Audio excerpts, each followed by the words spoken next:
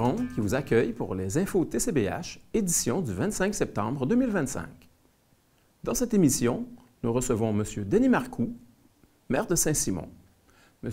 Léo Duncan Doyle, étoile montante du soccer, et M. Alain Panton, des diffusions 3P. M. Denis Marcoux, maire sortant de Saint-Simon de Rimouski, est venu nous entretenir de sa candidature à la préfecture de la MRC des Basques. Voici ce qu'il avait à nous transmettre.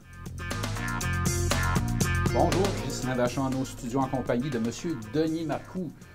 On peut presque dire le maire sortant de Saint-Simon maintenant. Ah oui, absolument. Bonjour, M. Marcoux, ça va bien? Bonjour, ça va bien? Oui. Je vous félicite pour la nouvelle image de TCBH. Ben, je vous remercie beaucoup de travail. C'est vraiment impressionnant, le site web aussi. On va essayer de faire un petit peu de promotion pour ça. Là, vous savez, quand on vient de faire le ménage, tout est propre. On va essayer que ça reste propre comme ça, parce que c'est tout nouveau. Effectivement, tcbh.tv, allez voir notre nouvelle facture. Ouais, très bien fait. Je remercie Diego Marasco là, qui a fait un travail monstre pour réaliser ça. Hey, alors, M. Marcoux, entre étranges, il y a des gens qui me disent « C'est qui ça, Denis Marcoux? » J'ai dit « C'est le maire de Saint-Simon. » Ah, ouais, on ne le connaît pas. C'est qui ça, Denis Marcoux? Oui, oui. Eh bien, ça fait juste 2 ans et demi que je suis maire parce que j'ai ramassé le poste après que le prédécesseur ait démissionné. C'était chaotique dans la municipalité à ce moment-là. Ça va mieux? Ah oui, ça va beaucoup mieux. Oui, ah oui. On a réussi à passer à travers un tsunami. Tous les dossiers étaient chaotiques. Il y a eu des choses qui ont disparu. Il y a dont 304 000 $ qui ont été fraudés. Alors, c'était difficile à se rétablir et à faire fonctionner les choses malgré tout. Mais on a un bon DG qui a démêlé tout ça. Ça a pris 2 ans environ pour s'en sortir. Puis on a continué de fonctionner. Ça va bien. Et qui je suis moi, mais je suis un gars de Bouctouche. Je suis un Acadien. Avec un accent québécois. Donc l'accent, là, c'est pas un anglais. C'est un Acadien. je suis un Acadien de Bouctouche, hein, le pays de la Sagouine. Puis mes parents, quand j'étais en bas âge, ont déménagé à Montréal. J'ai fait mes études au Québec. Et puis j'ai adopté le Québec comme étant ma patrie. Je suis vraiment québécois. Puis j'ai adopté les Basques, puis Saint-Simon de Rimouski comme le lieu où j'allais depuis 1986 que je suis là. Ça fait un petit bout de temps. Puis c'est là que je vais mourir aussi. C'est l'endroit que j'aime. Puis c'est... Ça a été quoi votre gagne-pain au cours de cette vie bien chargée? Là, bien moi, rangée, je suis mathématicien. Okay. Alors, un mathématicien, ça n'a pas énormément de choix dans la vie à quoi faire. L'informatique devenait populaire alors que je graduais de l'université McGill en mathématiques. Puis j'ai bifurqué pendant un bout de temps, pendant quelques années en informatique. J'ai été programmeur analyste. Mais mes études, ma formation, mes compétences sont en mathématiques à l'origine. Donc, c'est quoi un maire avec un regard de mathématicien sur sa municipalité? Ouais. On a fait quoi, là, comme les équations? Qu'est-ce que ça a donné? J'aime beaucoup régler des problèmes. C'est peut-être pour ça que j'ai aimé les mathématiques. Okay. Mais j'aime beaucoup plus travailler avec les gens. Je ne suis pas un bonhomme qui cherche à imposer ses idées ou ses façons de faire, mais j'aime beaucoup collaborer puis régler des problèmes pour les gens. M'assurer que ceux qui veulent s'en aller dans une direction donnée soient capables de le faire. Pas juste en parler, les régler. Moi, je veux que ça arrive, les choses. Je veux que les obstacles soient évités ou surmontés, puis qu'on se rende là où on veut aller. Mais là, vous êtes un bon maire, vous devriez rester. Là. Vous avez la rampe, la caserne et tout ça. Là. Bien, il y a beaucoup de gens qui... j'ai brassé un peu les choses, naturellement, dans un milieu où on a une catastrophe qui est arrivée, comme la fraude de 304 000 $. Ça crée beaucoup de tensions parmi nous. Ça, c'est certain, mais j'ai réussi à faire ce que j'ai fait parce qu'il y a beaucoup de monde qui m'ont appuyé, qui me disent qu'ils aiment la façon que j'ai travaillé avec eux, puis que j'ai agi en tant que maire dans ma municipalité. Un des soucis que j'ai, une réalisation, moi, je ne suis pas politicien, puis je ne suis pas là pour faire carrière à long terme. Je suis un citoyen qui était assis dans la salle puis qui regardait ce qui se passait. C'était opaque, on ne savait pas comment les décisions étaient amenées à la table, on ne savait pas comment que les projets étaient élaborés. Puis je sentais la même frustration que tout le monde on sent dans nos municipalités. Ça ne fonctionne pas, cette affaire-là. C'est mon argent, puis je veux avoir des des clarifications. Je vais avoir des choses plus claires. Alors, quand je me suis lancé, c'est pas en tant que politicien, c'est en tant que citoyen concerné par ce qui se passait. Je savais que j'avais des capacités à m'adapter puis à réussir des choses. Et puis, j'ai essayé d'apporter plus de transparence. Ça s'est produit. J'ai produit des bulletins municipaux à chaque mois qui parlent des projets, pas juste ceux qu'on a en séance dans une résolution qu'on ne comprend pas qu'est-ce qui se passe, mais qu'est-ce qui se discute dans la municipalité, qu'est-ce qui arrive, les problèmes qu'on a. Puis, j'ai réalisé aussi en cours de route qu'on avait besoin, dans une petite municipalité, de rassembler les énergies plus larges autour. Il faut aller chercher les autres municipalités. On ne peut pas se débrouiller tout seul. Les dossiers qu'on a sont de plus en plus lourds, de plus en plus nombreux. Puis on n'a pas la main-d'œuvre pour passer au travers. On n'a pas, tu sais, les taxes vont devenir insupportables si on ne fait pas quelque chose bientôt. Il faut aller chercher des énergies ailleurs, les mettre en commun. Puis, vous savez que dans les Basques, on est à peu près 8500, 9000 personnes. Hein? C'est à peu près gros comme un quartier de Rimouski. Montjoly est plus gros. Montjoly plus gros que ça. Exact. Alors, voilà, il faut trouver le moyen de passer par-dessus les tensions qu'on a entre nous, parfois, puis trouver le moyen de mettre en commun d'une façon harmonieuse, puis de façon acceptée par tout le monde, les ressources humaines, les ressources matérielles, puis il faut faire le pas en avant. C'est bon pour Saint-Simon. Je le crois pour Saint-Simon, je l'ai cru pour Saint-Simon, puis j'ai travaillé pour ça. Pour Saint-Simon, par exemple, en coopérant avec les gens qui veulent rassembler les services d'incendie. Puis je crois qu'il faut aller à l'autre niveau. C'est pour ça que je vais aller à la préfecture. Ben, c'est que ça, j'offre mes services pour qu'on puisse faire avancer ces dossiers-là à l'échelle des Basques. C'est pas tout de travailler au niveau de la municipalité. Il faut y aller plus large. Puis je pense que je peux rendre service à la population. Pas en m'imposant, pas en amenant des solutions toutes faites cannées puis que personne ne pourra discuter, mais en accompagnant tous les gens qui veulent qu'on aille vers un progrès, vers une restructuration. Ben oui. Je vais les accompagner puis je vais voir à ce qu'ils puissent arriver à ça. À Saint-Simon, vous aviez mis en place la politique de participation citoyenne. Absolument. C'est quoi, deux municipalités au Québec qui ont fait ça? Il y en a une. Ben, en fait, il y a les grandes villes qui ont des systèmes semblables, mais ça ne s'applique pas vraiment aux petites municipalités régionales. Alors, à un moment donné, c'est un peu par hasard que je suis tombé là-dessus de ce qui se faisait. Puis il y a une ville qui s'appelle Petit-Saguenay, qui ont une politique comme ça. Ils ont engagé quelqu'un, un stagiaire, qui a monté ça pour eux, puis ils l'ont mis en place. Ça a l'air très dynamique là-bas et très intéressant. Je me suis inspiré de ces choses-là, puis je veux impliquer les citoyens davantage dans les processus. Fait que là, ça sera au niveau de la MRC à ce moment-là. Bien, j'espère pouvoir amener ce modèle-là ailleurs, le promouvoir. Je ne peux pas imposer ça aux municipalités. C'est à eux de voir qu'est-ce qu'ils veulent faire. De toute façon, il faut tout le temps se rappeler qu'un maire ou un préfet, c'est d'abord et avant tout un employé, un serviteur du peuple. C'est pas le patron. Puis ceux qui se prennent pour les patrons viennent faire du trouble dans les municipalités. C'est pas ça. Quand on est maire, on est au service des conseillers et de la population. Puis c'est tout le temps comme ça que je l'ai vu. Je veux faire en sorte, plus loin, avec une politique semblable, que les citoyens sachent comment ils peuvent s'impliquer, puis que les conseils sachent comment impliquer les citoyens de façon harmonieuse, pas pour venir faire le trouble dans les séances de conseil ou pour boycotter des projets ou des choses comme ça, mais pour que les projets soient conçus dès le départ à l'aide des citoyens. Ça va être bien plus facile de faire accepter ces projets-là pour la réalisation, si ça vient de la population. Ça va être plus harmonieux. Puis, sentiment d'appartenance aussi, là, ça serait à travailler un petit peu dans la région. Hein? Effectivement, il y a beaucoup de discussions là-dessus. Les Basques ont été créées à l'époque où Jean-Marc Damour était le premier préfet. Puis on me dit que le raisonnement qui était fait, c'était qu'il y avait une population ici qui n'était pas tout à fait semblable à celle de Rivière-du-Loup ni de Rimouski, que ça valait la peine de créer une entité à part. Alors, ça a été fait comme ça. Mais on dirait qu'on a glissé vers plutôt un genre d'isolationnisme. On est isolés les uns des autres, les municipalités. C'est toutes des petites chapelles qui parfois se chamaillent entre elles, mais d'autres fois aussi coopèrent entre elles. Il y a les deux volets. Alors, il faut trouver la façon de faire en sorte qu'on se reconnaisse comme faisant partie d'une même entité, les Basques. Je ne sais pas comment on doit s'appeler. On n'est pas des Basques de la France. Les Basques viennent du fait qu'on a une île qui s'appelle l'île aux Basques, où les Basques sont venus Finalement, on est des héritiers de l'aventure basque en Amérique. Absolument, absolument.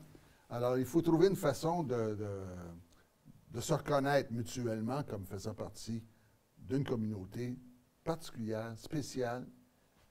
On a beaucoup de compétences chez nous, puis on peut attirer du monde aussi qui viennent se joindre à nous.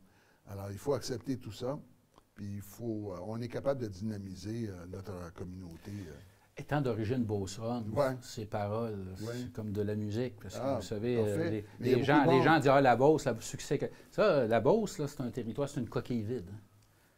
C'est les gens qui y habitent. Ben oui. Les Basques, c'est la même chose. C'est une coquille vide, c'est les gens qui y habitent. Oui, c'est un territoire qui est très grand, qui est très beau, mais ce sont les personnes qui sont dedans qui sont importantes. Là, leur milieu est important, mais on travaille pour la population. Ah oui. Donc, c'est vous, là, on voit qu'il y a au moins un qui s'est affirmé, monsieur. Il y en a deux maintenant. Deux? OK. Au niveau de la préfecture, il y a deux collègues. Il y a Régé Martin de Saint-Mathieu-des-Mousquis, de Saint-Mathieu-de-Lieu, qui vient de s'annoncer comme étant candidat à la préfecture. Puis il y a Gabriel Bézil, qui était le premier à s'être dit intéressé à y aller. Alors, on va être trois, ça va être intéressant. On va faire du chemin un peu là-dessus. La télévision communautaire se montre disponible pour organiser le débat, sa diffusion. Je ne sais pas si les chambres si les chambres de commerce sont intéressées là, à collaborer avec nous. Nous, ça va être diffusé. On peut même faire le direct. Le débat serait en direct afin que les trois candidats puissent s'exprimer vers la population. Il ne faut pas se le cacher, les élections municipales, c'est pas... les gens ne courent pas derrière ça, c'est pas très populaire. Hein? Effectivement, mais on est dans un moment crucial, puis je pense que les gens doivent s'y intéresser maintenant. Les taxes ne pourront pas faire autrement que de grimper pour répondre à tous les besoins. Si on veut les garder au même niveau, les services qu'on a des milieux municipaux vont s'éroder tranquillement. Ça ne sera pas une catastrophe du jour au lendemain, mais c'est inévitable. Alors, il faut s'y intéresser. On est à un point charnière. En tout cas, moi, je veux que ce soit un point charnière. Je suis prêt à en débattre publiquement. J'ai été approché aussi par des gens des milieux des affaires. Ils disent que ça serait une bonne idée qu'il y ait un débat, mais effectivement, c'est intéressant une élection quand il y a plusieurs personnes qui se présentent pour que les idées puissent être amenées à la table, présentées à la population, puis se confronter des fois. Puis peut-être que la population aussi est intéressée de connaître qui se présente quand ils vont gratter un X sur un bulletin de votation, qu'ils sachent qui est cette personne-là pour qui ils vont voter ou pour qui ils ne voteront pas. Et c'est à eux de choisir. De toute façon, on invite les deux autres candidats à se présenter. Appelez-nous. Moi, je suis tout à fait ouvert à ça. Mais appelez-nous pour les entrevues aussi. Appelez-nous, il n'y a pas de problème. Nous, on va faire en sorte. Les chambres de commerce, on pense à eux comme étant possiblement des organisateurs, d'après ce qu'on me dit. Allez-y. Les chambres de commerce, nous, la télévision communautaire se montre prêt à vous diffuser ça en direct sur le réseau, évidemment, là, en direct sur le web et après ça en différé à plusieurs reprises là, pour que les gens qui n'ont pas pu assister au direct puissent se faire une idée. L'invitation est lancée. Hey, vous avez une page Facebook, là, vous? J'ai une page Facebook du maire. Il y a plusieurs personnes qui viennent. Il y a des gens de l'extérieur qui viennent voir ce que je publie. J'écris dans les journaux. Je me fais voir un peu à droite et à gauche. Alors, ça intéresse certaines personnes. Les idées que j'avance, c'est pas tout le temps. C'est des idées, des fois, que je reprends d'ailleurs. Parfois, j'ai l'impression d'innover, d'avoir une nouvelle idée. Je fouille un peu, puis je m'aperçois que dans le Québec, je ne suis pas le premier à en parler. Puis, mais c'est le fun, s'il y a de la référence, puis il y a déjà du travail de fait. Oui, moi, je suis un homme de mon temps. Je ne suis pas un visionnaire pour le prochain siècle, à vous apporter des choses qui n'ont pas été pensées nulle part ailleurs. Mais je suis un homme qui est vraiment de son époque, puis qui cherche à régler les problèmes d'aujourd'hui. Puis avec les solutions qui sont amenées un peu partout ailleurs, ça fait que c'est là où je me trouve maintenant, puis c'est là que je m'en vais avec vous. Hey, le mot de la fin, M. Marcoux, qu'est-ce que vous dites à la population pour les prochaines élections? Une invitation, quelque chose, un message? Bien, c'est important. On est à un moment charnière, comme je disais. Ce qui va se passer, c'est qu'on va soit se replier sur soi-même, on va rester où on est, ou on va ouvrir des portes, puis il y aura un nouvel type de coopération entre nous, avec la population qui sera impliquée. Et même les maires autour de la table au Conseil des maires de la MRC mon intention, c'est de les impliquer davantage dans les décisions. Pour l'instant, on a... Des comités. Oui, il faut que ça prend des comités. Par exemple, on devrait avoir une politique, pas un comité permanent, mais une politique en cas d'urgence, en cas de crise. Ça arrive de temps en temps, comme à Saint-Guy, à Saint-Médard. Qu'est-ce qui arrive quand on a une crise comme ça? On ne sait pas ce qui se passe. Ça nous prend des gens, peut-être accompagnés de maires puis de spécialistes, qui peuvent aller analyser la situation puis nous dire qu'est-ce qui se passe, puis voir si on peut intervenir. On ne peut pas se permettre de perdre un autre Saint-Guy dans les Basques. On n'est pas assez nombreux. Si on fait ça, on est aussi bien de se démembrer. Alors, il faut impliquer les maires puis la population dans tous les processus, que ce soit municipaux ou à la MRC. Alors, je m'en vais dans cette direction-là. C'est ça que j'avance, c'est ça que j'amène. Ah, bien, merci beaucoup, M.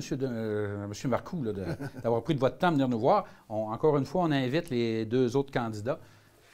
Ici, oui, ce serait intéressant de les entendre. La politique de couverture de campagne électorale de la TCBH, là, nous ne courons après personne. Nous ne nous déplacerons pas pour des activités partisanes. Vous voulez avoir des entrevues à la TCBH? Appelez-nous. On va prendre rendez-vous ici. On va faire les entrevues ici pour que ce soit juste pour tout le monde.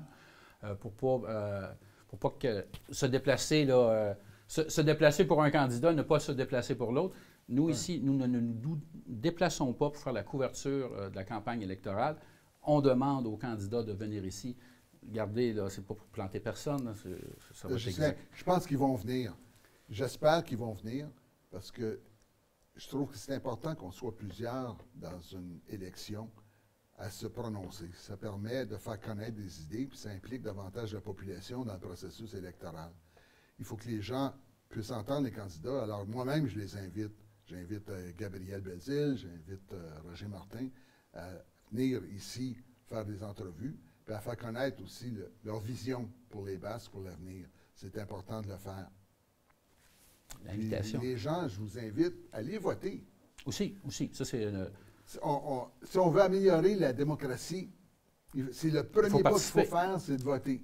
Après ça, on verra avec les élus qu'on aura en place, qu'on aura choisis ensemble, comment on peut améliorer encore la vie municipale en cherchant comment impliquer les citoyens davantage. Puis amener quelqu'un avec vous qui ne serait pas venu voter si vous ne l'avez pas amené. On prend le téléphone, viens-tu voter avec moi, je m'en vais là.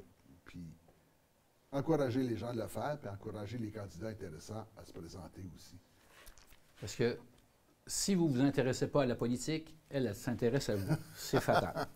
Bien, merci beaucoup, M. Marcoux. Merci, ça fait plaisir. En tout cas, l'invitation est lancée, et puis à la prochaine. Parfait. La région des Basques est réellement un incubateur de talents sportifs. Léo Duncan Doyle, jeune étoile montante du soccer de la région, était dans nos studios pour nous parler de son prochain voyage à Madrid. Bonjour, Justine Vachon, ici à nos studios en Trois-Pistoles, en compagnie de M. Mike Doyle et de son fils, Léo Duncan Doyle. Bonjour, messieurs. Bonjour. Ça va bien? Oui. Oui. Léo, donc Léo Duncan, ça c'est ton prénom complet. Si on fait Léo, c'est correct? Oui. OK, Léo, tu es dans les U12, toi, ici, dans la région. Oui. Qu'est-ce qui s'est passé avec toi? Tu as été appelé à Québec? Oui, je suis allé faire un camp à Québec. Puis, ils sélectionnaient 4 joueurs sur 120. Puis, on a été sélectionnés pour des valeurs, comme le respect, l'autonomie, le leadership. Puis, c'est ça, j'ai été sélectionnée. Puis, compter des buts, est-ce que ça donnait des points? Oui, je pense que c'est bon. OK. Puis, tu as été sélectionné. Il y avait combien? Il y en a combien qui ont été sélectionnés au Québec? Pour les, 4 seulement? Oui, 4 personnes. Seulement. OK. Fait que tu as été chanceux? Non, pas de la chance. Non, mais je veux dire, pas chanceux, mais je veux dire, tu sais, c'est une belle opportunité. C'est une belle opportunité, là. OK. Parle-moi donc de ça, ce camp d'entraînement-là. C'était pas un camp d'entraînement ordinaire, hein? Non, il y avait des entraîneurs qui sont venus d'Espagne.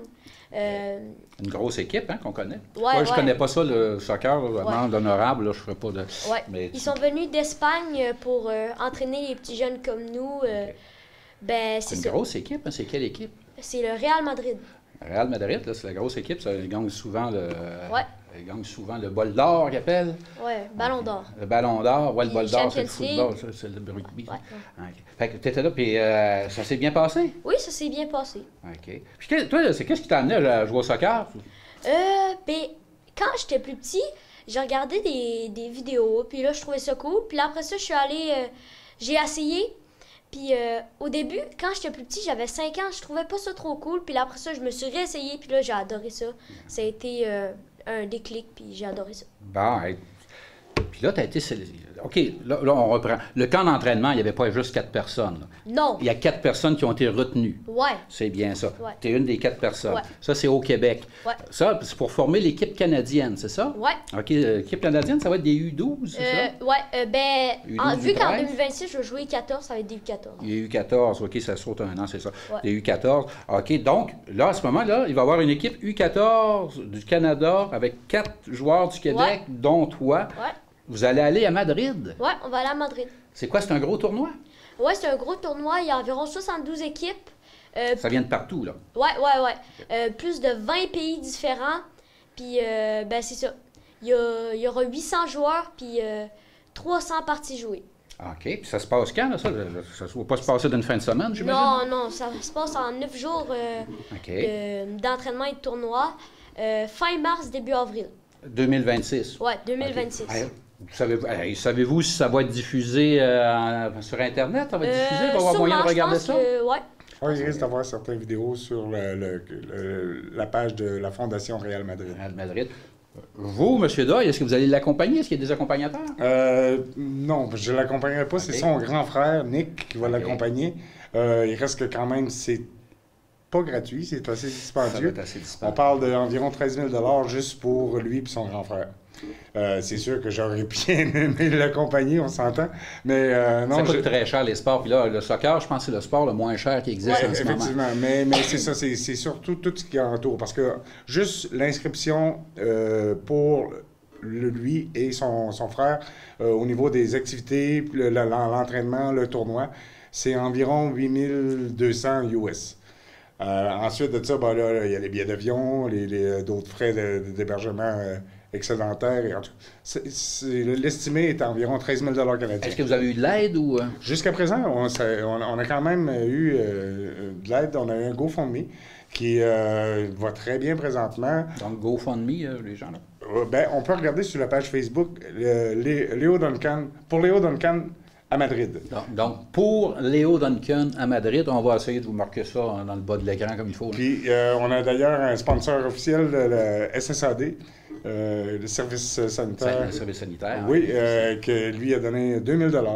Il va habiller Léo et son frère aux couleurs du SSAD OK. pour aller à Madrid. On a eu d'autres beaux commanditaires aussi. Ça va quand même bien à ce niveau-là. D'ailleurs, en fin de semaine, on fait une cueillette de canettes que Léo va gérer pour... Donc, les gens donnaient, écoutez, là, c'est quelque chose, ça, c'est mondial. Effectivement. Donnez vos vieilles cannes de coke là, qui traînent là, dans le fond. Effectivement, c'est un tournoi international là, quand même. C'est pas... c'est sûr qu'en Amérique du Nord, le soccer est moins... Il faut aller au Mexique. Moins pétillant que le hockey, on pourrait Surtout dire. qu'on tombe au Mexique. Mais au ça y Mexique va, là. ou même en Europe. Ça y va beaucoup. Ou même en Europe, c'est quand même... Mais le Mexique, là, on dirait qu'il y a une ligne.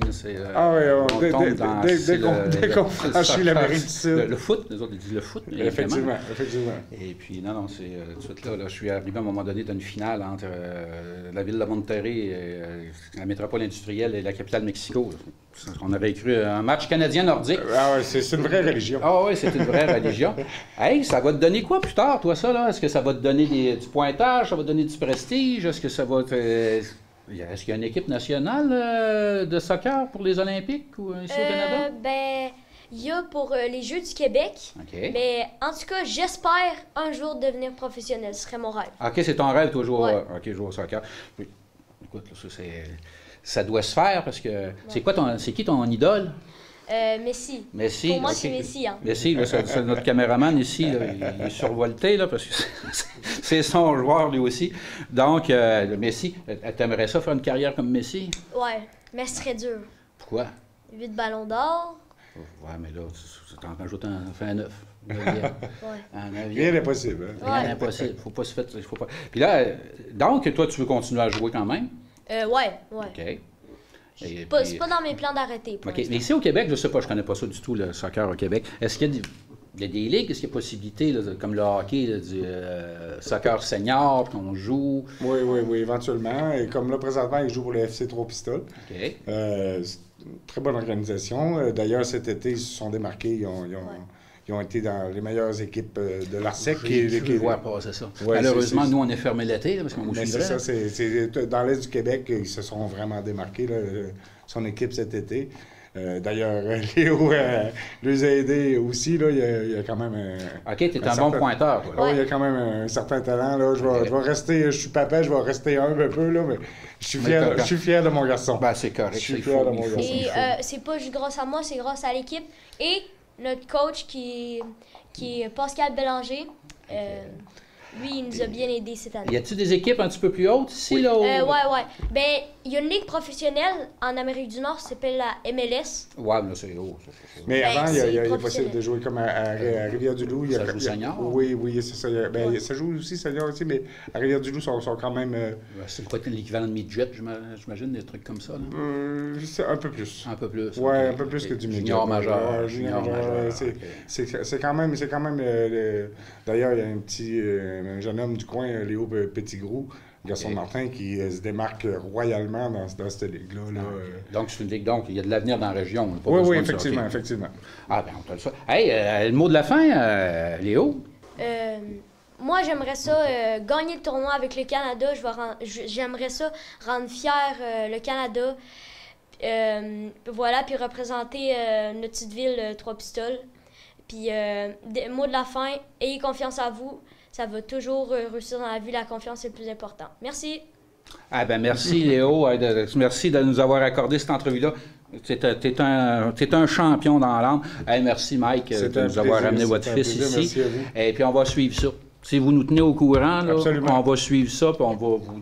Comme je disais, la page Facebook pour Léo Duncan à Madrid va être tenue à jour. Donc, autant au niveau... Léo Duncan, OK, Léo, on va le marquer, Duncan. Autant au niveau des dons qui sont reçus, que toute l'épopée, quand il va être à Madrid, Nick, son frère, va fournir des photos à profusion, des petites vidéos. On va alimenter cette page-là. Ben, on va te suivre, et puis félicitations, Léo. Regarde, c'est la preuve que... De toute façon, on n'a pas besoin de preuves ici à Trois-Pistoles. On vient de gagner 2 championnats. On vient de gagner on vient de gagner le hockey cet hiver. Ouais. On vient de gagner le hockey senior, le baseball senior, et on a gagné le baseball mineur. Puis on gagné au niveau de l'ARSEC cet été. Fait que j'étais encore en retard. Il y a 4 tournois qui ont été gagnés cette Trois-Pistoles. Trois-Pistoles se démarque. Donc, on va prendre qu'est-ce qu'on a, puis on va bâtir avec. Et félicitations encore une fois, Léo. Merci. Et puis, merci de nous avoir accordé cette entrevue-là. Une bonne C'était journée, Ghislain Vachon, ici à Trois-Pistoles. La région des Basques n'est pas seulement reconnue pour ses athlètes, mais également pour la diversité de son offre en programmation culturelle. Pour en parler, M. Alain Panton, de Diffusion 3P, était dans nos studios. Bonjour, Ghislain Vachon, ici à nos studios, en compagnie de M. Alain Panton. Bonjour, Alain, ça va bien? Bonjour, Ghislain. Hey, ça me fait plaisir. On va se tutoyer, Alain. Là. Ça me fait plaisir de te recevoir, Alain. On se tutoie en dehors des ondes. Ça fait... Donc, on va se tutoyer à la caméra.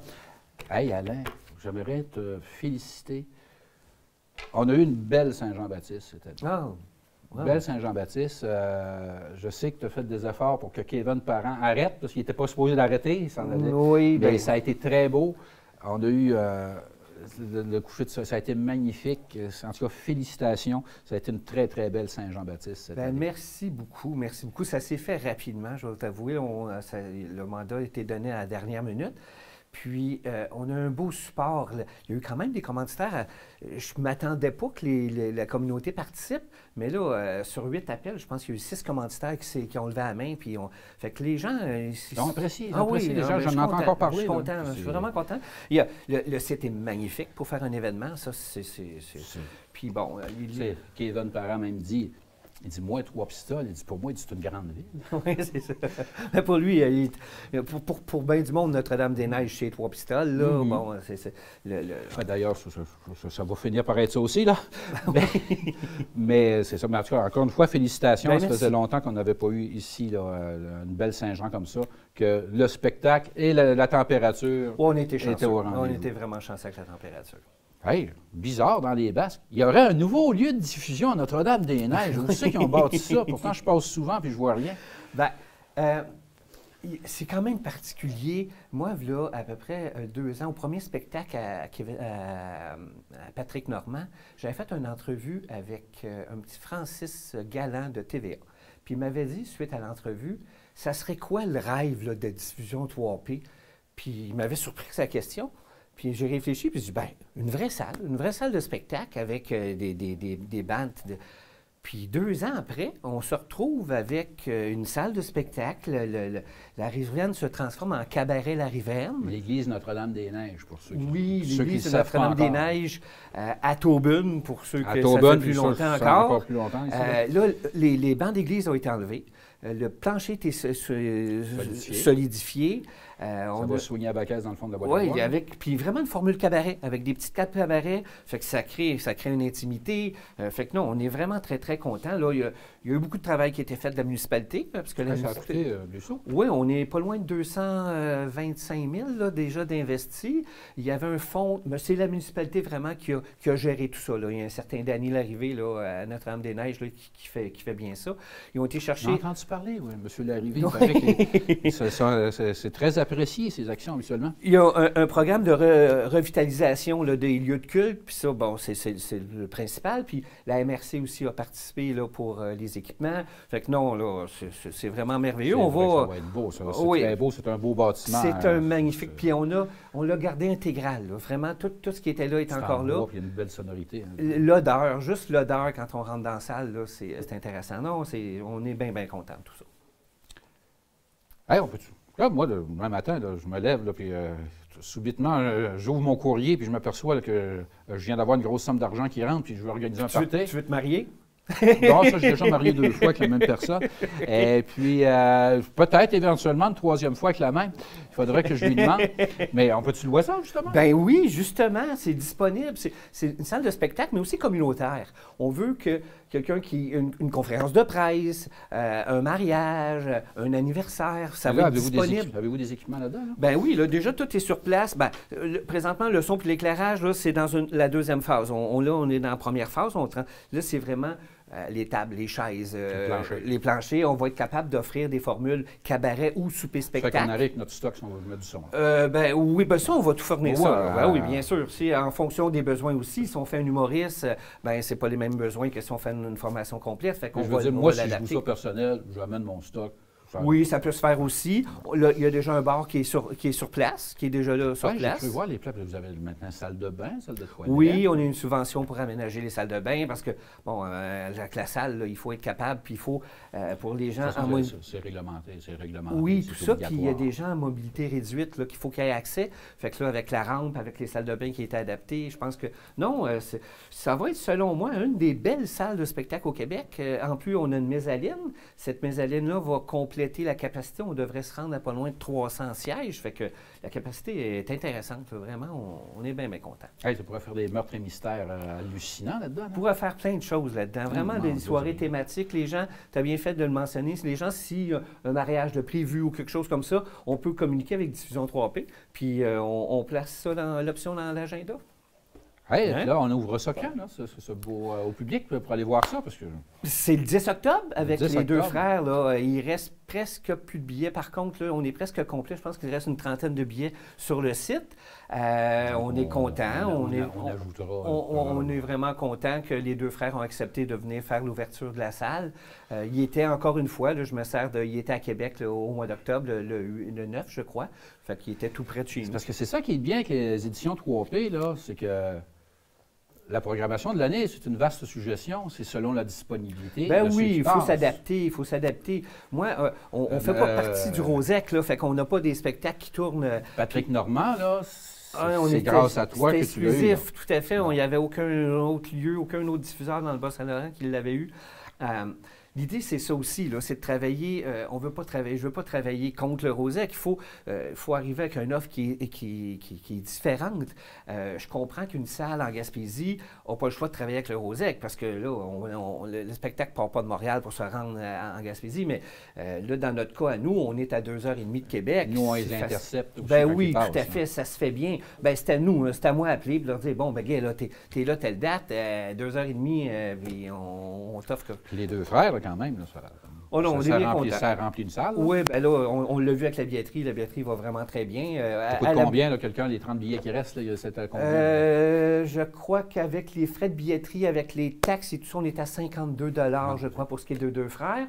C'est ça, autour de ça. C'est sûr qu'avec une capacité comme ça, même si on vend tous nos billets, il n'y a pas gros de profit. Il n'y a pas de profit. Il n'y a aucun profit. Ça, c'est l'aide de la Mercedes-Benz puis la SADC qui nous fait supporter tout ça, parce que sinon, on ne pourrait pas. Mais l'idée aussi, c'est d'offrir des choses qui est particulières, puis ça nous aide à faire sortir. C'est l'amour de l'art. Ben oui, l'amour de l'art, deux frères, c'est peut-être pas... oui, c'est pas des auteurs-compositeurs, c'est deux interprètes. Je veux dire, l'amour de l'art au niveau produire, diffuser des choses, en disant pas, je vais devenir millionnaire. Ah non, ben c'est pas le but du tout, parce qu'il n'y a aucune salle. Moi, j'ai fait une étude quand j'étais chez Québécois là, sur les rentabilités des salles de spectacle, puis il n'y avait aucune salle de spectacle qui pouvait être rentable là, au Québec, malgré les subventions. Le Conseil des arts va jusqu'à 75 % des budgets, là, fait qu'il reçoit quand même beaucoup de subventions. Mais c'est ça, il suffit qu'il y ait un spectacle qui ne vend pas dans ton mois, ben le mois part. C'est ça, tout à fait. Non, c'est à haut risque. Mais il faut le faire. Donc, le 10 octobre. Le 10 octobre, on part avec les deux frères. OK. Et puis, à part ça, c'est quoi qui a à venir après ça? Là?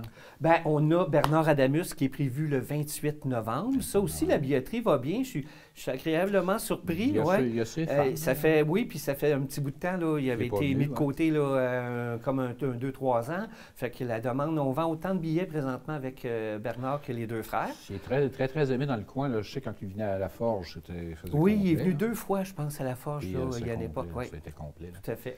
Ouais, suite à ça, on va avoir une conférence de presse en principe qui est prévue le 10 octobre pour annoncer la programmation. C'est sûr qu'on va... ça, c'est le 10 octobre à la Riveraine? Oui, à la Riveraine. C'est ouvert... C'est ouvert au public. Bien, c'est sûr que là, il va y avoir un genre de petite conférence de presse pour annoncer la programmation pour 2026. C'est sûr que là, on est rendu là.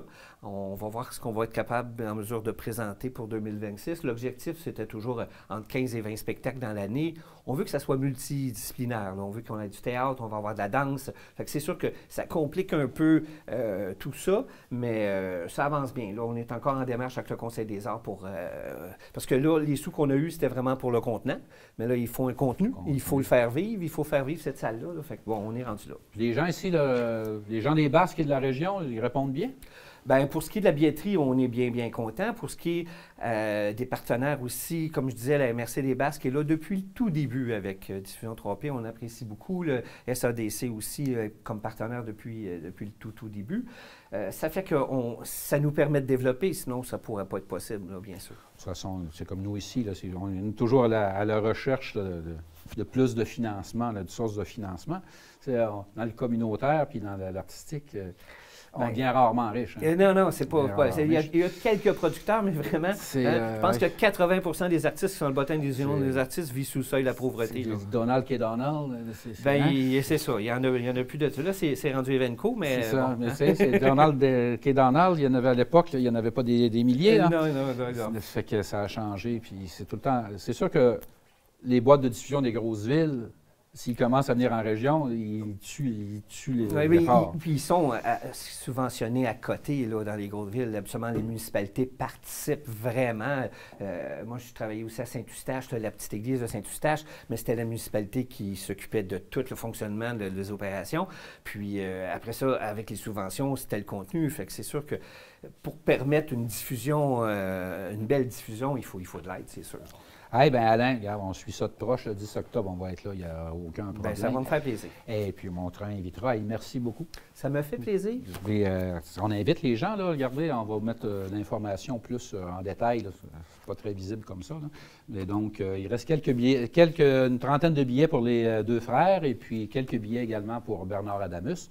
Donc, on répète les dates. Les deux frères, c'est le 10 octobre. C'est la même journée que la conférence de presse de lancement de la programmation. Et le 28 novembre 2025, c'est le spectacle de Bernard Adamus, toujours à la Riveraine. Pour ceux qui auraient manqué le début de l'entrevue, c'est l'ancienne église de Notre-Dame-des-Neiges, qui maintenant s'appelle la Riveraine. Bien, merci beaucoup, Alain Panton. Et puis, on regarde ça et on suit ça de près. Ça me fait plaisir. Merci beaucoup. C'est Justin Vachon, ici à Trois-Pistoles. Voici en quelques images une rétrospective de l'été 2025. Oui, bonjour tout le monde, merci d'être ici en grand nombre. Écoutez, vous l'avez sûrement appris à la radio, à la télévision aujourd'hui. On a eu une autre mauvaise nouvelle, un autre grand de la culture québécoise qui nous a quittés. Et j'ai nommé Serge Fiori. Vous remarquerez qu'on est le 24 juin aujourd'hui, donc il y a une grande symbolique. On vient de perdre un porte-parole de la culture musicale du Québec dans la journée de la fête nationale. Je pense que ça vaut la peine de le souligner, c'est triste. Mais il faut garder ça en mémoire. Je pense qu'avec une date pareille, ça risque d'être un bon indice pour s'en souvenir les prochains temps. Donc, je vais juste laisser un petit mot là-dessus avant de parler de notre auteur local, Victor Lévy-Beaulieu. Donc, et voici. Donc, chaque génération comporte ses grands personnages et ses grands auteurs. Au cours de son histoire, le Québec nous aura donné l'inoubliable Gaston Miron, l'audacieux Claude Gauvreau, l'infatigable Gilles Vigneault, la grande Anne Hébert, la prolifique Marie Laberge, le talentueux Denis Laferrière et le célèbre Marc-Henri Guignon, l'homme derrière les belles histoires des pays d'en haut, pour de nommer que ceux-là. Le Québec est un incubateur de talents dans le domaine des arts et de la littérature. Et ce pays qui se fait attendre et se laisse désirer ne serait pas ce qu'il est sans ces géants créateurs qui nous ont fait rêver, nous ont fait voyager, nous ont instruits, nous ont divertis, nous ont partagé l'amour des mots et de l'imaginaire.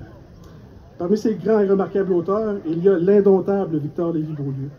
Ceux qui l'ont connu en tant qu'ami, en tant que concitoyen ou en tant qu'amoureux de la culture ne peuvent nier la foule de cet homme, son audace, sa force, son énergie et surtout son authenticité. VLB, l'acronyme qu'il désigne depuis plusieurs années, est un incontournable de la francophonie. Non seulement s'est-il battu pour l'indépendance du Québec, et ceux qui ont vu ces fameux drapeaux des patriotes devant sa maison pourront en confirmer et en témoigner, mais il s'est battu également pour la langue, pour la survivance du français. Sans gants blancs, sans courbettes, sans permission ni s'il vous plaît, à son image et en toute intégrité, le français de VLB est un français vrai, un français éloigné de l'académie,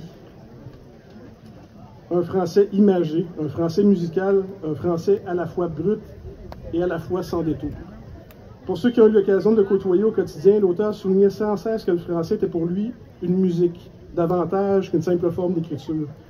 Écrire, c'est s'approprier ce que l'on trouve, et le métier de l'écrivain, c'est d'en faire une musique, une sonorité qu'il soit impossible de retrouver ailleurs. C'est lui qui disait ces phrases-là. Pour VLB, les mots sont des images, des notes ponctuées par un rythme. Il avait son expression à lui, sa parlure, son imaginaire. Bien sûr, comme toute personne qui écrit, il aurait pu décrire le Saint-Laurent comme un simple fleuve. Mais non, VLB préférait le nommer la Grande Mer Océane. Il l'appelait ainsi car il était éperdument amoureux de cette grande voie de communication qui a fait le Québec et qui nous offre ici, sur les côtes, son incomparable paysage, comme vous pouvez le voir ici. Et pour VLB, un amoureux de la poésie, il n'y avait pas d'image plus grande et plus réconfortante que celle du fleuve. Il ne pouvait donc pas se contenter de l'appeler simplement fleuve, comme pour tout le reste, avec ses propres mots. Victor Lévy-Beaulieu, par son franc-parler, évoquait et évoquera toujours le Québec du quotidien, avec ses histoires de famille, avec ses craintes, ses audaces, ses travers moins glorieux, mais tout aussi vrai que la vie. VLB affirmait également que ses histoires et ses personnages n'étaient pas des inventions issues proprement de son imaginaire, et savait extraire du réel un monde plus grand que nature, à la façon dont le prospecteur exploite un filon pour en extraire de l'or, à la façon dont le minerai est broyé, chauffé, fondu, coulé en plusieurs étapes. Victor Lévy-Beaulieu tirait de sa vie ce qu'il voyait, la matière première de ses œuvres. Enjolivant la réalité, la rendant parfois plus terrible encore à d'autres moments, VLB a su la banalité et l'ordinaire en des scènes marquantes qui font désormais partie de la culture populaire. Et c'est là tout le pouvoir et toute la magie du poète, de l'auteur et du dramaturge. Victor Lévy-Beaulieu, l'homme de lettres, aura écrit des centaines d'articles en tant que journaliste en début de carrière. C'est important de le souligner parce que sa production est non seulement importante, mais il a fait aussi connaître des auteurs en tant qu'éditeur. Et c'est là où je m'attarde dans le détail à vous dire un peu quelles sont ses réalisations, parce que c'est colossal. Il n'y a pas une personne qui a fait ça ici au Québec. C'est quand même important de le souligner. De 1973 à 2023, en 50 ans de carrière comme éditeur, il aura publié et fait connaître 150 poètes, romanciers, essayistes et auteurs de tout genre. Fondateur des éditions de l'Aurore en 1973, de VLB éditeur en 1976 jusqu'en 1985, et des éditions Trois Pistoles depuis 1994, VLB fut aussi prolifique en tant qu'auteur qu'en tant qu'éditeur. Sans le moindre doute, ce dernier a contribué de façon profonde et significative à la promotion de la culture québécoise en qualité qu'éditeur et aussi en sa position d'auteur. qui de notre histoire contemporaine a fait naître et connaître autant de plumes tout en créant en parallèle. VLB, c'est Race de Monde, c'est l'héritage Montréal PQ, Bouscotte, Le Bleu du Ciel, une partie importante de la culture québécoise au petit écran.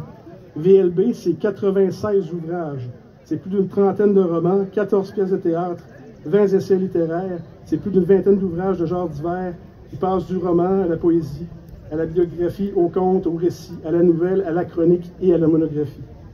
VLB aspirait à publier dans tous les genres littéraires possibles, en curieux de littérature qu'il était. Il aura atteint son objectif en 2021 en publiant un recueil de textes initialement paru sur Facebook pendant la période de la pandémie, éclatant une fois de plus les frontières de la littérature en pérennisant ses écrits éphémères sous forme imprimée et durable. Grand bibliophile, les murs de sa maison étaient occupés par des bibliothèques chargées de beaux livres, de livres rares issus de la culture francophone et plus spécifiquement québécoise.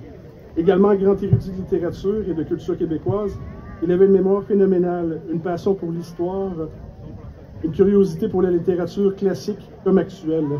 C'est son amour des mots et son amour du livre qui l'auront conduit à écrire et expérimenter pendant plus de 60 ans et de rafler de nombreux prix, dont celui d'Arthur Buis pour son apport à la culture québécoise en 1987, le prix Athanase David pour l'ensemble de son œuvre en 2001, le prix Gilles Gobel pour souligner le rôle et l'importance de son œuvre pour la francophonie en 2011, sans compter sa nomination au Grand Prix de la langue française pour sa contribution à la francophonie à l'international en 2022.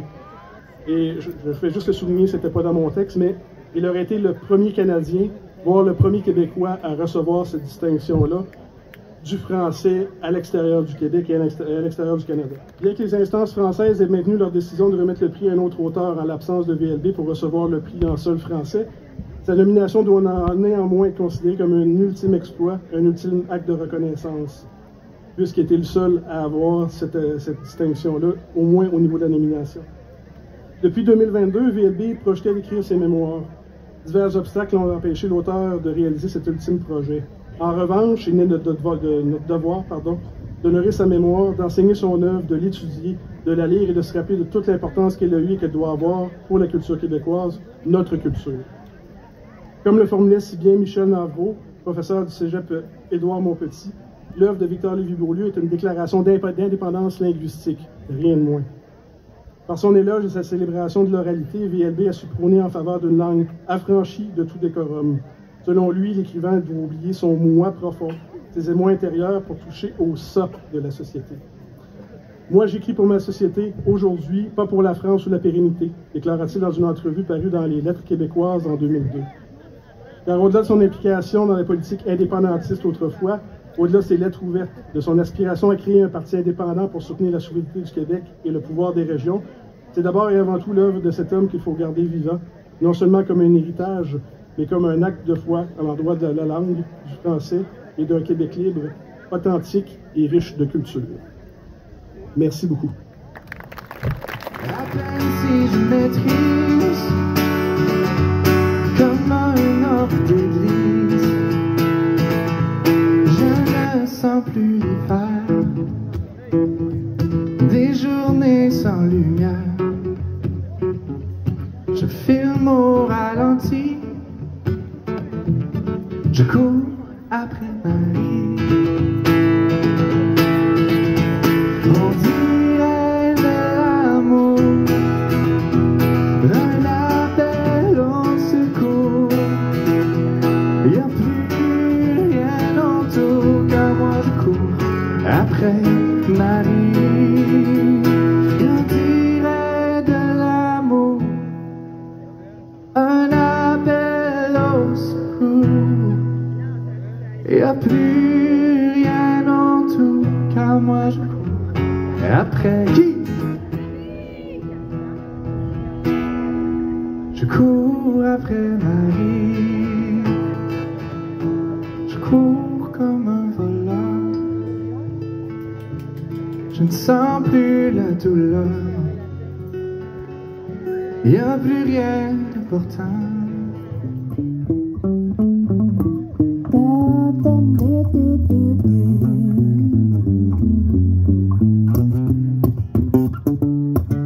C'est déjà magnifique, le coucher du soleil rose sur les rosiers roses. Et juste ici, il y a ça. Y'a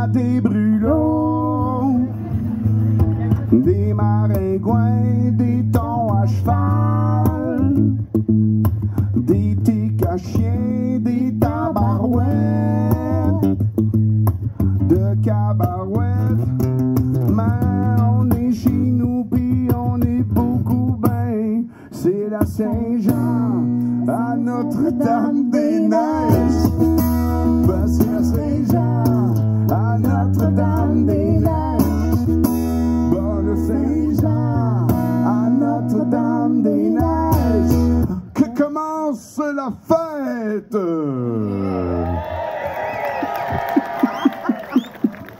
En collaboration avec le CAB, nous vous laissons avec la première capsule de la série portant sur le Centre d'action bénévole des Basques et ses services.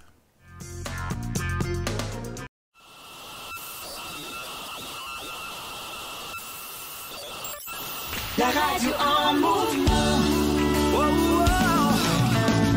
Flo 96.5. Voilà, on va tenter de joindre immédiatement Mme Suzanne Jean, qui est la directrice générale du Centre d'action bénévole des Basques, et pour vous présenter évidemment ce matin notre première capsule qui va nous permettre de mieux connaître cet organisme dans la région des Basques. Et c'est le thème d'aujourd'hui, une mission au cœur de la communauté. Alors, on vous souhaite tous la bienvenue dans le cadre de cette chronique qu'on aura le plaisir de vous présenter chaque semaine le mercredi à compter de 10h30. Et pour nous présenter cet organisme essentiel à la communauté, c'est Madame Suzanne Jean, comme je le mentionnais tantôt, qui est la directrice générale du Centre d'action bénévole des Basques. Madame Jean, vous êtes bien là? Attendez un petit peu. Alors, oui, bonjour Madame Jean, vous êtes bien là? Oui, je suis là. Oui, voilà. Attendez voir. Ben, écoutez, on va y aller tout de suite avec cette capsule de ce matin. Comme première question, j'aimerais peut-être qu'on puisse expliquer ce qu'est le Centre d'action bénévole des Basques et quelle est sa mission principale. Bonjour. Le Centre d'action bénévole des Basques principal, c'est de promouvoir l'entraide et la solidarité dans notre MRC. Nous offrons des services essentiels pour soutenir les personnes vulnérables, notamment les aînés, les personnes en situation de mobilité réduite ou celles qui vivent dans l'isolement. Cependant, on fait partie d'un réseau plus large, celui des centres d'action bénévole du Bas-Saint-Laurent. Il comprend 8 autres CAB dans notre région. Je me permets de dire CAB parce que le centre d'action bénévole, c'est long à dire, fait qu'on est souvent reconnu par le mot CAB. Alors, on a, ça commence les CAB par la vallée de la Matapédia. Ensuite, on a le CAB de la Matanie, qui est à Matane. On est rendu à Montjoli, qui est le CAB de la Métisse. Le CAB de Rimouski, qui s'appelle le CAB Rimouski-Négette. Et ensuite, nous avons le CAB des Basques, bien sûr. Et ensuite, le CAB de Rivière-du-Loup, qui s'appelle le CAB des Seigneuries. Et si on va dans les terres, on a au Témis, Coata, on a le CAB du Témis. Et pour terminer, on a le CAB de Cormoran qui est à Kamouraska. Et quels sont les services spécifiques justement que vous offrez ici dans la MRC des Basques? Nous, le premier qui fait, parce que je dois vous dire que nos services sont offerts à 95% par des bénévoles. Le reste, c'est des employés qui sont ici permanents. Alors, le premier service, c'est la popote roulante. C'est comme ailleurs, ça fournit des repas directement à domicile pour les personnes qui ont des difficultés à cuisiner. On a les visites et les téléphones amicales. Ça, c'est vraiment pour briser l'isolement, puis s'assurer que les personnes seules peuvent au moins communiquer ou recevoir un appel durant la semaine. On a un nouveau programme qui s'appelle Sécuricab. Anciennement, le programme PER, mais maintenant, il s'appelle Sécuricab.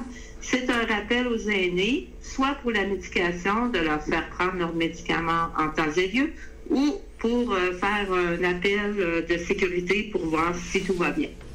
Ensuite, celui qui fonctionne le plus, c'est l'accompagnement transport. Lui, c'est un service qui est essentiel. C'est lui qui fonctionne le plus avec des bénévoles dévoués. C'est pour assister à leurs rendez-vous médicaux. Les bénévoles transportent avec attention à leurs rendez-vous et s'occupent d'eux au niveau des rendez-vous. Présentement aussi, on est tout près de commencer la saison des rapports d'impôts. Alors, on a des bénévoles aussi qui sont prêts à compléter des rapports d'impôts. Et tout au long de l'année, on a l'aide au formulaire, peu importe que ce soit des choses au niveau municipal, au niveau gouvernemental. Nous avons notre organisatrice communautaire, excusez-moi, qui peut leur aider. Et enfin, on a les menus travaux. Les menus travaux, c'est un projet au Bas-Saint-Laurent qui s'inscrit dans la démarche de bien vieillir chez soi, avec dans l'entente sectorielle pour le développement social du Bas-Saint-Laurent de 2023-2026. Ce projet-là, c'est un projet pilote, puis c'est pour faire des menus travaux. L'objectif, c'est de maintenir les personnes à domicile avec le plus de sécurité possible. Ça peut partir de réparer une rampe d'escalier, ça peut être poser un rideau, parce que pour éviter que la personne aînée en monte d'un escalier ou dans un escabeau qui pourrait lui amener vraiment une mauvaise tournure de tomber. Quand les travaux sont plus gros, on a une collaboration, une coopérative qui fait partie, elle s'appelle la Couverte Construction Communautaire. Son siège social est justement à Rimouski. Elle donne aussi des services à Rimouski-Négette. Et dans les Basques, quand les travaux sont comme plus élaborés, qui ont besoin de plus de technique, c'est la couverte qui vient renforcer le service. Alors, j'ai fait pas mal le tour. Voilà. Pourquoi, justement, avoir choisi de lancer une série de capsules radio cette semaine? Là, j'imagine que d'informer nos auditeurs sur plein de services qui sont méconnus, c'est certainement le but. Oui, en passant, je vous remercie pour votre ouverture. L'idée, c'était assez simple parce que on est encore à s'apercevoir que nos personnes, nos résidents, peu importe ce qu'ils demandent dans les municipalités de la MRC, ne connaissent pas les services vraiment. Ils les connaissent s'ils en ont besoin. S'ils en ont besoin, ils font appel. Mais on aimerait aussi être en amont. Ça veut dire pas attendre que les personnes soient vraiment isolées, qui manquent de plein de services. C'est pour ça qu'on a dit peut-être que la radio va être un autre moyen qui va rentrer dans les maisons. Sournoisement et bienvenu pour à des personnes qui, des fois, qui sont vraiment pas rejoignables autrement. Fait qu'on est quand même chanceux. Et ça va peut-être aussi, d'un autre côté, on a besoin des bénévoles aussi, il ne faut pas les oublier. Fait que ça va peut-être encourager des personnes qui veulent devenir bénévoles. Parce que tout au long des capsules, on va vraiment expliquer c'est comment faire pour devenir bénévole, comment les services, c'est quoi vraiment, qu'est-ce qu'on peut faire, qu'est-ce qu'on ne peut pas faire. Fait qu'on va donner vraiment des renseignements. Et on a cru que par la radio, par votre radio, nous allons être capables de rejoindre plus de personnes. Bon, alors on doit s'attendre là au cours des prochaines semaines à aborder une multitude de sujets relatifs au bénévolat. En conclusion, Madame Jean, vous avez un petit message, un dernier message à adresser à nos auditeurs? Oui, bien sûr, je tiens à remercier nos bénévoles déjà, nos partenaires, parce qu'on a quand même beaucoup, et sans eux, rien ne serait possible. Puis, j'invite aussi les auditeurs à écouter Flow 96.5. C'est une belle opportunité parce qu'on va vraiment aller davantage... qu'est-ce qu'on fait? Comme je vous disais tout à l'heure, je ne vais pas me répéter, mais on veut vraiment améliorer la qualité de vie de notre belle région. Et aussi, vous pouvez communiquer avec nous pour déjà en composant le 418-851-4068. Ben voilà, alors là-dessus, on vous remercie de votre collaboration, puis on va se rejoindre comme ça chaque semaine. Si ce n'est pas vous, ce sera des collaborateurs du Centre d'action bénévole qui nous présenteront ces divers sujets. Ben un gros merci à vous, et puis on se retrouve mercredi prochain à 10h30 sur les ondes de Flow FM 96.5. Merci beaucoup. Bonne semaine à vous, au revoir. La radio en mouvement. Wow, wow. Flow 96.5. C'était Luc Caron pour les infos TCBH. Merci d'avoir été avec nous pour ce bulletin de nouvelles et je vous convie à être des nôtres la semaine prochaine.